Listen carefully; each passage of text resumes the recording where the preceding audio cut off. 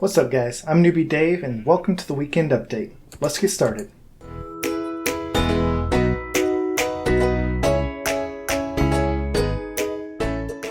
So how's it going guys? I hope y'all are having a great weekend. So before we get started, my sheep farm over here has been doing fantastic. This chest was just about full the last time I came and checked on it. So I went ahead and built some double chests and just manually moved all of the wool into these. So each of these chests just has all of the wool of that color. And periodically I'm just going to come and manually empty out the chest over here into the individual chest over there. I think later at some point I'll come and build an auto sorting system to do this for me.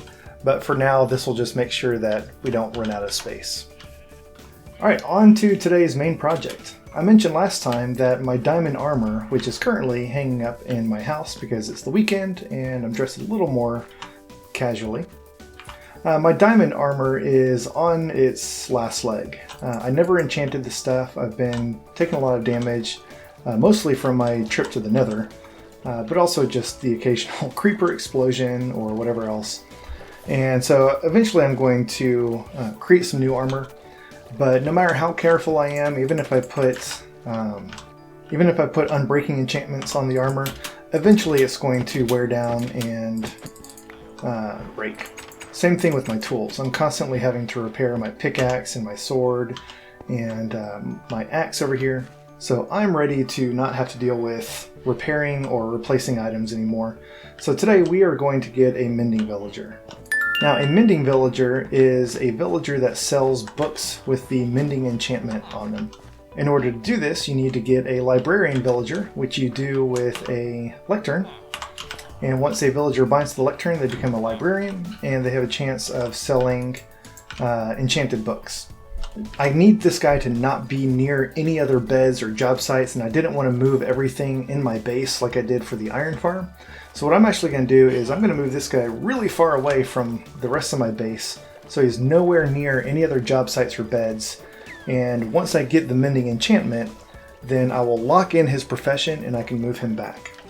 So I think this will be good. I'm pretty far away from my base. This is a nice tiny little island, and so nothing dangerous should spawn here, especially if I light it up, so that at night I shouldn't get any spawns. We should be okay for a little bit. That should do. Okay, so in order for this guy to work, he needs to bind to a bed. So I'll put a bed down. I'm just going to leave him in his boat so he doesn't go wandering all over the place. Okay, so he's bound to his bed. Now I'm going to put down the lectern, and you can see he bound to the lectern. He is now a librarian. And so what we're going to do is I'm going to see what he is selling. He is selling an enchanted book of Unbreaking 1. That's not what I want, so I'm going to break the lectern. He loses his profession, and when I put the lectern back down, he binds to it again, and now he's got a completely new inventory. I can just keep doing this process, just keep breaking the lectern and replacing it, letting him bind to it again. And every time I do this, he becomes a librarian again, but what he sells and buys changes each time. And this will continue until you actually trade with him. Once you trade with him, it locks in his profession, and you can break the lectern, you can move him, and he will never change what he sells. So I'm just going to keep doing this until he sells a book of Mending 1. Now, fair warning, this could take a very long time. I've gotten lucky in the past and it's only taken maybe 5 or 10 minutes to get mending.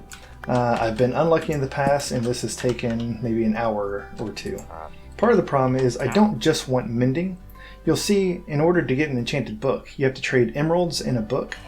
The amount of emeralds that this costs is going to be random each time. And I think for some enchantments it's more or less, but the actual enchantment cost for the mending book can be anywhere from like 16 emeralds up to I think like 64. It can be ridiculously expensive.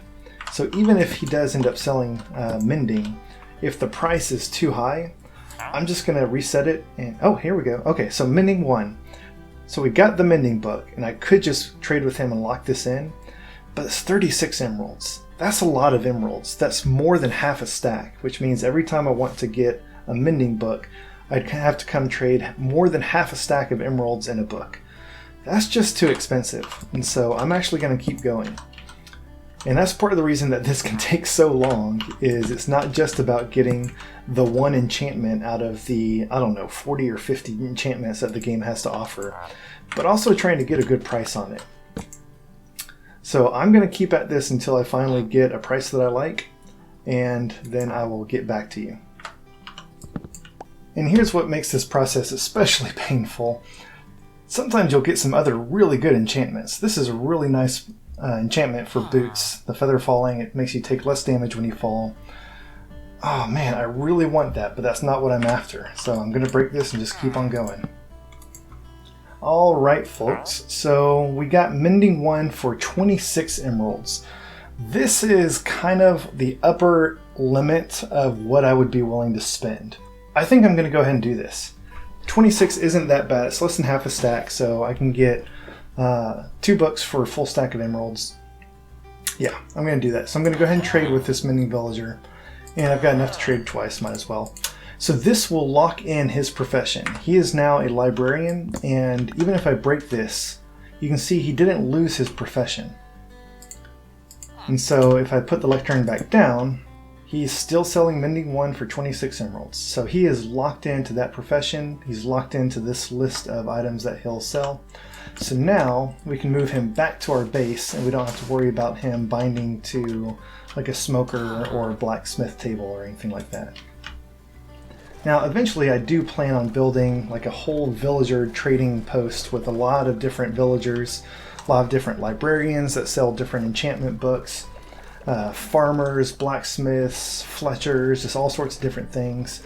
Some of them will just be to sell things to get emeralds. Others will be to buy useful items that we can use in the game. But for now, I really needed a Mending Villager. So I'm going to put this guy somewhere safe where I can trade with him, but he's not in danger of getting attacked by zombies or creepers or anything like that. There we go. I'm gonna go all out. I do not want something getting in here and killing this guy. Okay. I'll be back. So what I want to do is actually build a custom tree of sorts. So we'll do it right here. I want a really big oak tree. Most oak trees, they grow just 5 or 6 blocks high for the trunk, and then leaves coming out from there. Sometimes you can get the really big oak trees like that one over there, or the ones that I have on the hill over there. But I want one that's even taller than that. So what I'm going to do is kind of help it out a little bit. I'm going to put 2 oak logs on the ground and then put a dirt block on top of that. And then I will put a sapling on the dirt and start bone mealing it. Now that's not the size tree that I want, so I'm going to cut this down.